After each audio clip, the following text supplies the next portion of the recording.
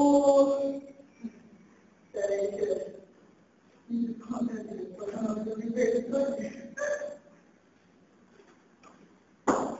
voltando a pensar. A contagem do 309, que cada jogador inicia com 300 pontos. É um jogo de ser estratégia porque é necessário que o jogador tenha cálculo, de fazer cálculo. Matemática, por quê? Porque para ele precisa cada ponto de comando, porque vai se distraindo do 320. Então ele acertou o simples do décimo, ele vai se distraindo do 320. Ele acertou depois o duplo do 5 pelo 10, ele vai se distraindo daquele valor. Até chegar assim. Para vencer o jogo, ele tem que zerar essa pontuação. Ou seja, se quando ele chegar no final do jogo, se estiver faltando um número ímpar, ele não vai conseguir zerar. Porque para ele finalizar, ele precisa finalizar também com um número. Ou seja, ele tem que usar muita precisão e saber as combinações de onde acertar, para quando faltar o último dado que ele tiver que alimentar, seja com um número. Que precise um número fácil, tem que ser fácil. Porque se a última regra desse jogo aqui é que quando ele pegar no último dado dele, ele não conseguir zerar, ele passar, quando ele for faltando menos um, ele precisava de 12 pontos, ele acabou acertando o 20, o 13, por exemplo, ele passa um ponto. Então, ele não zera e ele volta a precisar de 12 pontos para a próxima rodada. Isso, se o próximo adversário dele não finalizar, não. Quando são as regras básicas do 305. O 501 é semelhante ao 301. Também é utilizado em campeonatos mundiais, em campeonatos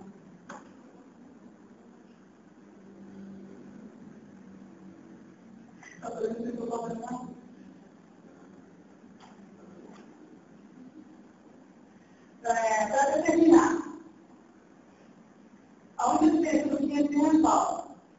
Não é necessário fazer tudo para iniciar o jogo. Ele não precisa do tudo. Porém, ele precisa do tudo para finalizar o jogo. No 501 também, dependendo, quando for praticado em equipe, esse número ele sobe para 701 e até 1000 também. É um cálculo também que foi lembrado, vai ser zerado. Precisa ser zerado também a obrigação do 301. Próximo, o crítico.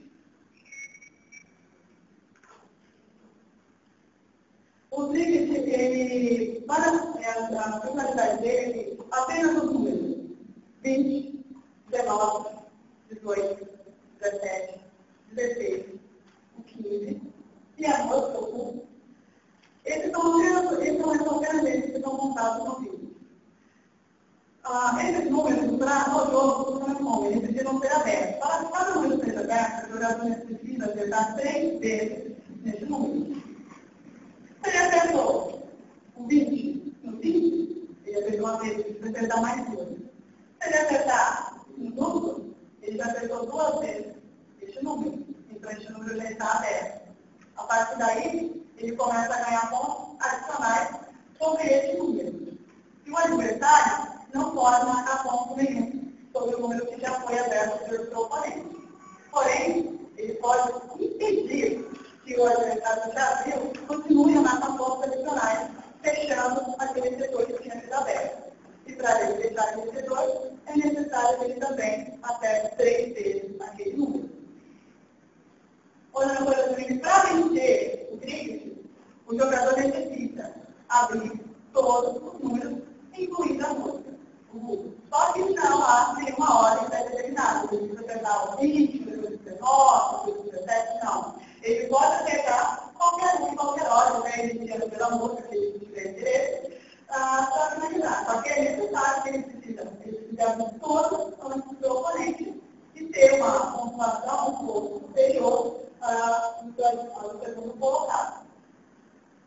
No cricket, ele é semelhante ao cricket. A diferença dele é que aqui os duplos e os triplos também contam. Ou seja, o jogador acertou o número 20 no 20. Depois ele acertou, deixa eu fazer uma coisa, ele acertou primeiramente o 20 no duplo. E aí ele marcou 2 vezes o número 20. Depois ele foi novamente no 20 e ele levou ele marcou mais 3 vezes. Só que ele precisa botar de mais uma, porque só apenas 3 para ter o número. Aí o que ele pode fazer? Ele pode escolher se ele quer receber 3 vezes o número 20, ou se ele quer receber uma vez a somatória do ponto que são 70 pontos. Então ele tem essa opção. E o número da barra vai estar aberto e ele vai ter uma somatória maior. Outra diferença também do Kiri está em relação à pontuação. Para vencer o jogo, além do jogador ter que abrir todos os números, primeiramente, do seu oponente, é necessário que ele tenha uma diferença de 250 pontos em relação ao segundo colocado, para que ele possa ser declarado vencedor.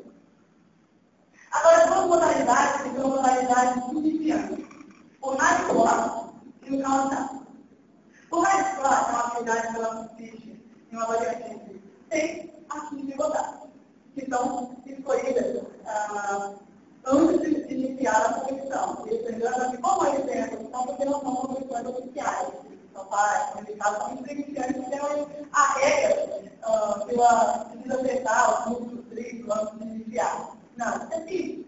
Por quê? São 7 rodadas para determinar que a competição vai terminar em 7 rodadas. Lembrando que cada rodada consiste de 3 arremessos de dados. Então, cada jogador mandará 20 dados ao final da rodada, das 7 rodadas. Ao final dessas 7 rodadas, vence aquele que tiver a maior pontuação.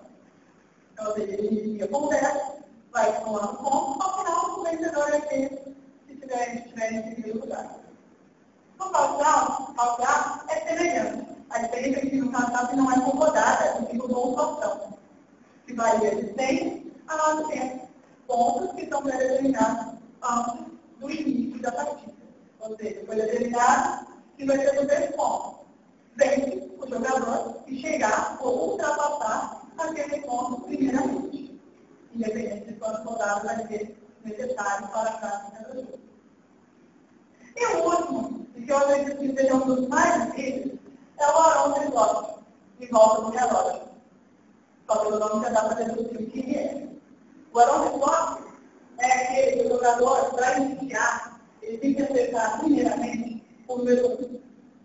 Depois do número 1, o número 2, depois do 2, o 3, e assim sucessivamente até chegar ao 20, e por último finalizar os lugares como ou seja, quando ele começa a jogar, ele acertou o número 1, ele passa para o próximo. Se ele acertar o 3, ele não sai, ele continua no 1, até ele acertar o 2. É obrigatório seguir essa sequência de 1 a 20.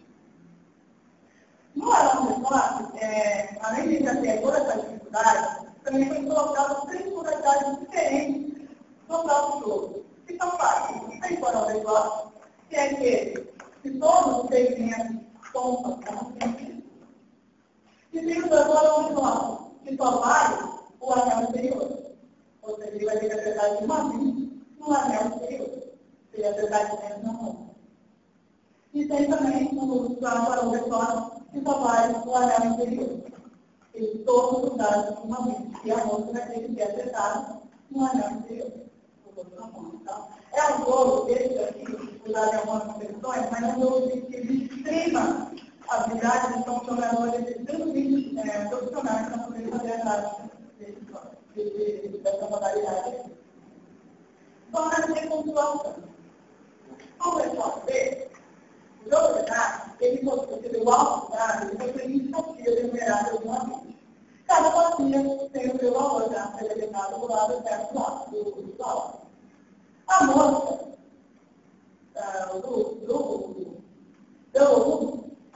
do vai de 50 pontos. O 20, que é o verdinho, ele vai de 25 a 50 pontos também, 25, dependendo da competição. Porém, a vista para amadores, ele está em menor. A moça é o que vale mais. Tem que acertar 5 onde está a maior pontuação. Só que não é verdade. Porque se acerta o triplo do 20, 3 vezes 20 vai dar 70. Então, na realidade, a maior pontuação que está no 20, no triplo do 20, e na própria moça, que é o centro do alvo. O alvo vai ser pendurado na parede, a regra de que ele está pendurado ao metro de altura na parede. E a distância que o jogador vai estar